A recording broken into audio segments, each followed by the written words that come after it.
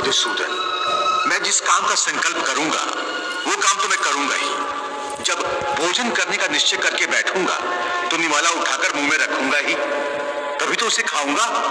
यदि वो खाने का निवाला तुम्हारे प्रारब्ध में नहीं है तो उसे तुम मुंह तक तो ले जाओगे, परंतु उस ग्रास का एक दाना भी अपने मुंह में नहीं रख सकोगे।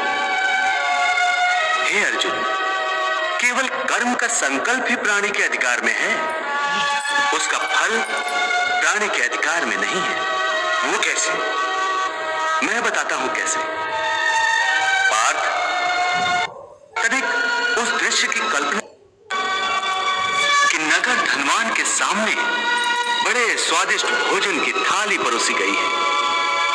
थाली सोने की है, गर्मा गर्म व्यंजन भरे हुए हैं, जिन्हें देखकर वो बहुत प्रसन्न हो रहा है।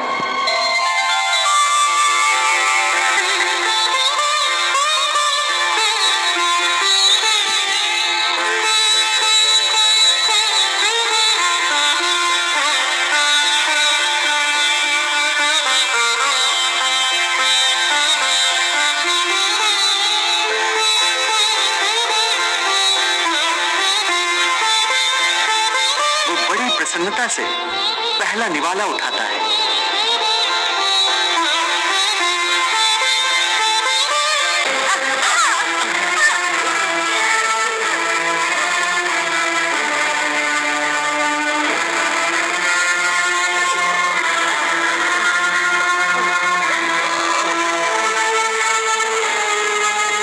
देख लिया कि प्रारब्ध में न हो तो मुंह तक पहुंचकर भी निवाला छिन जाता है।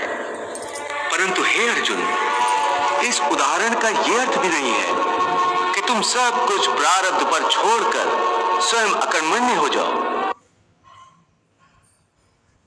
कि उसे पाप और पुण्य से मुक्त हो सकता। तो वो कर्म कैसे करे कि उसे पाप और पुण्य से मुक्ति मिले? हे पार्थ, इसका तरीका यह है कि मनुष्य फल की इच्छा त्याग कर कर्म को अपना धर्म समझकर करे। फल उसे अवश्य मिलेगा, परंतु इस फल का वो विधान की इच्छा समझकर स्वीकार करे। ज्ञानी पुरुष इसी योग को अपनाकर कर्म योगी बन जाते हैं। वाह प्रभु वाह, उस कर्म का तरीका बताओ जिससे कर्म करो और बंधन भी ना हो। इसका बड़ा ही सहज तरीका है। तुम कर्म फल में आसक्ति मत रखो। ये कैसे हो सकता है? फल प्राप्ति की इच्छा तो हर कोई करता है, परंतु क्या इच्छा करने से मनुष्य को फल की प्राप्ति होती है?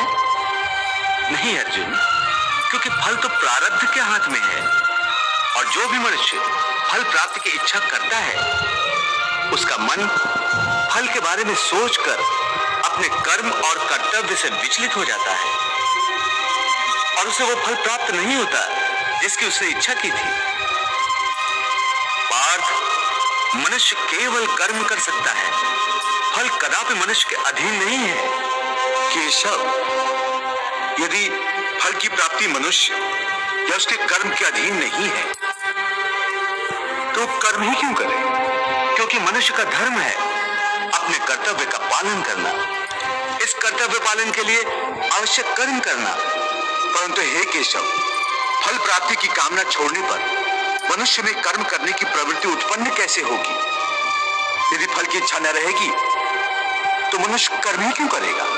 हे अर्जुन, जो साधारण मनुष्य फल की इच्छा से ही कर्म में प्रवृत्त होते हैं वो सुख दुख आदि के चक्र में फंस जाते हैं। उनकी मना शांति नष्ट हो जाती है। हर पल हर समय फल प्राप्ति के विचार से उनकी निद्रा उड़ जाती है।